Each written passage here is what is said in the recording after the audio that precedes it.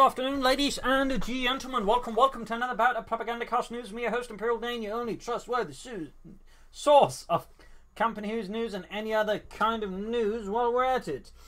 So, what's happening here lately? Well, we finally got the Commander Revamp test mod out. Initial changes there to the basically a lot of commanders, 10 total, 2 for each faction. And of course, there'll probably more changes down the road, but these were the initial ones. So, be sure to provide feedback on the official forum, so companies2.org. So, which of the commanders being changed and which ones are, and what are the changes I'll sort of be going through here in today's video. First up, Armor Company for the Americans. The Assault Engineers gain some slight benefits. Basically, at Veteran 2, they gain a 5th man they can reinforce with, basically essentially bolstering them.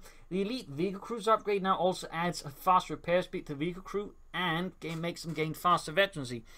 Basically meaning that, if you actually upgrade with it, your tank itself benefits, and not just because of the submachine gun. So there might be a few more benefits to it there. The Wolverine Tank Destroyer gains access to high explosive rounds, sort of as a targeted ability, so you can sort of try and shoot infantry or stun tanks.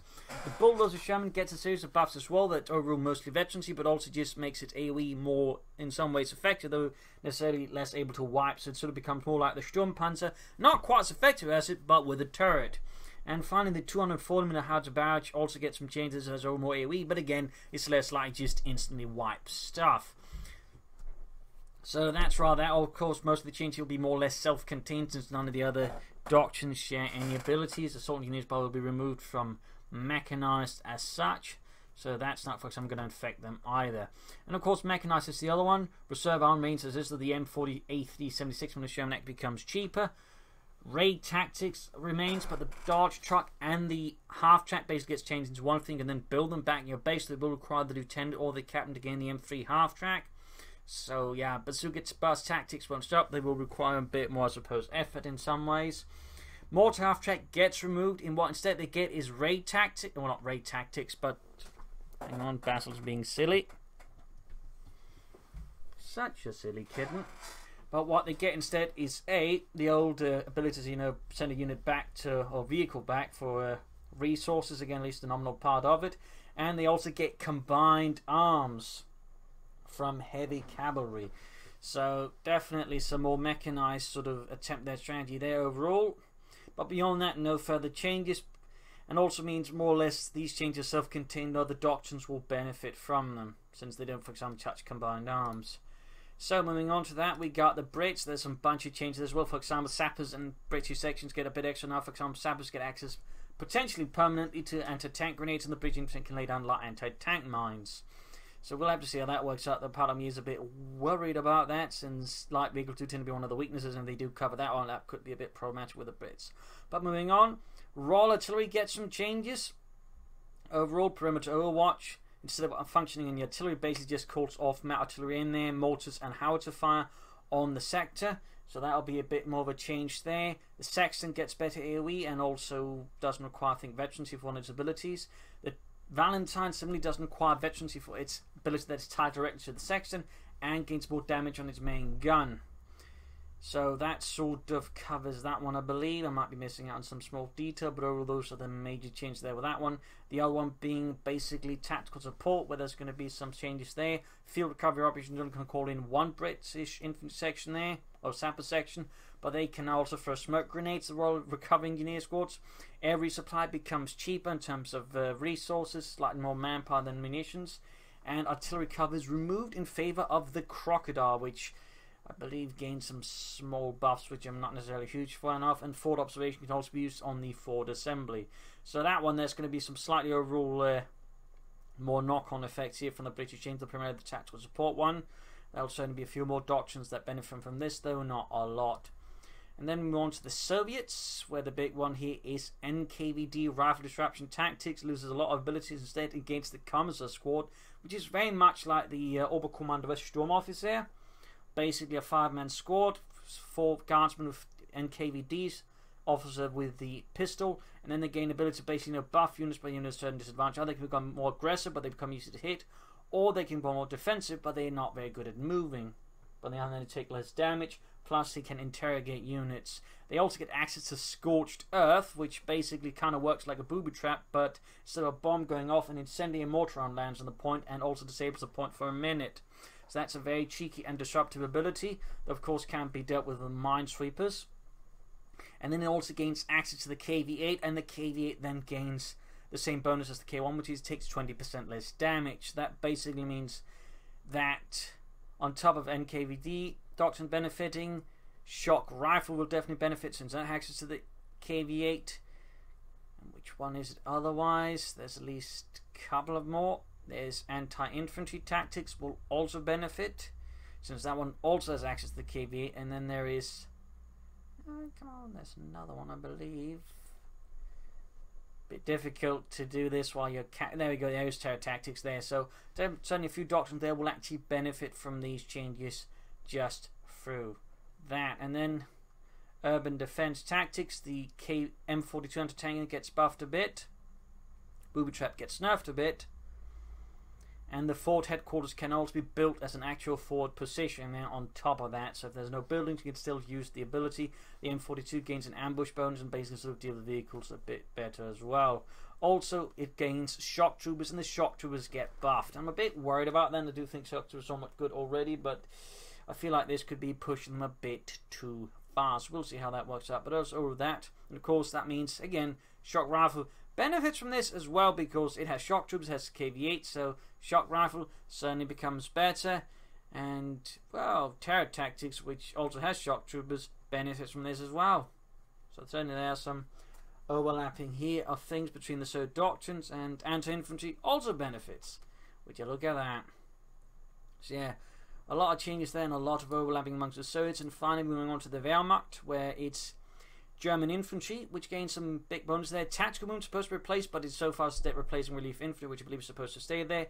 The light artillery barrage also goes out. Instead, what they gain is an ability to upgrade the German infantry, of course, the Grenadiers, that is, or the Pioneers with a 5th man. In the case of the Grenadiers, they gain a G43 wielding member instead, though they can then get light machine guns. So they can basically bolster the squads, but unlike the Allies, they do have to make a trade-off in it. That is, no light machine guns. The Pioneers, on the hand, will have about a cheaper upgrade.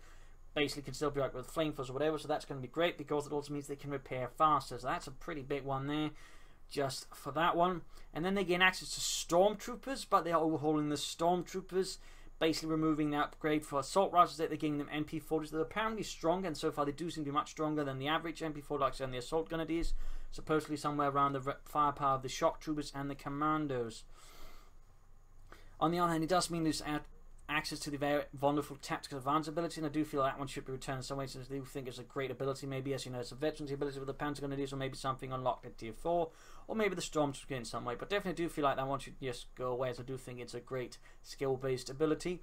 Also, the Stormtrooper's Panzer Shrike becomes cheaper, becomes now 60 munitions, so that's certainly a bit of a knock off the price there. So certainly some big changes there, which will affect not just, of course, German infantry, but also elite troops and encirclement. So those will certainly be some notable changes then. Then finally we're getting a change to defensive doctrine, where entrenching tools now also involves defensive fortifications, meaning they can also be laid down with tank traps, which of course means that Osttruppen will benefit from this change as well. And defensive doctrine gains access to Osttruppen as well.